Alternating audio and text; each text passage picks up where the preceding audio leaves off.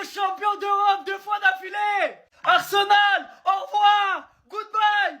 L'année dernière, c'était historique, mais là, c'est légendaire.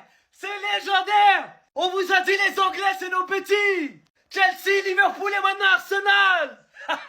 Victoire du PSG au tir au but. 4 tirs au but à 3. Dans un match stressant. J'ai perdu des kilos. Je suis trempé. Mais je m'en fous. Je suis champion d'Europe. On prend tous vos meilleurs clubs, on les tient par le col et on les jette par terre. On vous prend et on vous jette par terre. On vous prend, on vous jette à la poubelle.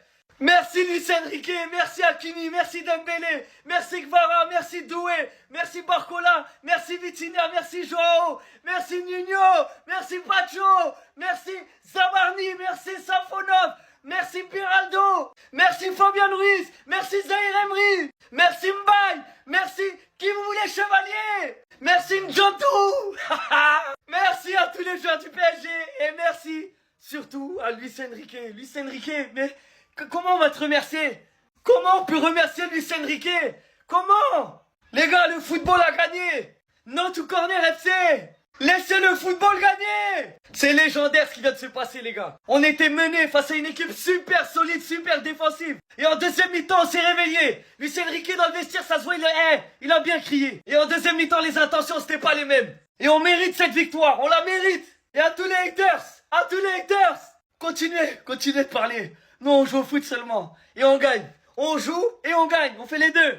Et bah voilà, il manquait plus que ça. Marquinhos vient de faire une déclaration, les amis, qui va pas plaire à tout le monde. Avant ça, je tiens juste à vous informer que Kylian Mbappé termine meilleur buteur de cette Ligue des Champions. Malheureusement, ses buts n'auront servi à rien collectivement. C'est juste encore un trophée individuel de plus dans son armoire. Et pendant ce temps, on a Ousmane Dembélé qui rentre encore plus dans la cour des grands. Le cercle des joueurs ayant remporté au moins une Coupe du Monde, 2 Ligues des Champions et un Ballon d'Or. Comme vous pouvez le voir, il y a que Lionel Messi, Beckenbauer, Gerd Müller et Ousmane Dembélé. Sans oublier qu'il a marqué dans toutes les phases finales de cette édition, 8e de finale, quart de finale, demi-finale et finale. Et vu le parcours du Paris Saint-Germain, personne dira que c'était facile pour lui. Chelsea, Liverpool et Arsenal, il a tabassé toute l'Angleterre. Et malheureusement pour Kvaratskhelia, Ousmane Dembélé va prendre toute la lumière pour le Ballon d'Or. Kvaratskhelia qui aussi a été monstrueux durant cette édition. Comme vous pouvez le voir, il a tout simplement été impliqué sur 16 buts les amis cette saison en Ligue des Champions. À lui tout seul, c'est 10 buts marqués et 6 passes D. Comment parler de ce match sans parler du maître du jeu, Monsieur Vitinha, qui d'ailleurs termine homme du match. Et on a également Dro Fernandez qui remporte sa première Ligue des Champions, même s'il n'a pas joué. Alors au moins on peut dire que lors de ces 5 dernières années, il a touché plus de Ligue des Champions que le Barça. Buvez de l'eau, ça va aller. Et on a également Luis Enrique, le professeur et le génie de tout ça. Il est désormais à son 12e trophée avec le Paris Saint-Germain depuis son arrivée. 3 Ligue 1, 3 trophées des champions, 2 Champions League, 2 Coupes de France, une UEFA Super Cup et pour terminer une FIFA Intercontinental Cup. Tout simplement le meilleur entraîneur du monde. Malheureusement avec cette deuxième Ligue des Champions remportée, certains pourront penser que le Paris Saint-Germain va enfin se reposer. Sauf que non, Marquinhos vient tout simplement de mettre fin à nos espoirs. À la fin du match, il dit on ne peut pas s'arrêter là. Maintenant on sait parfaitement comment gagner. Donc c'est impossible qu'on s'arrête là. Nos supporters méritent ce bonheur. Donc voilà, attendons-nous encore une fois aller voir la saison prochaine.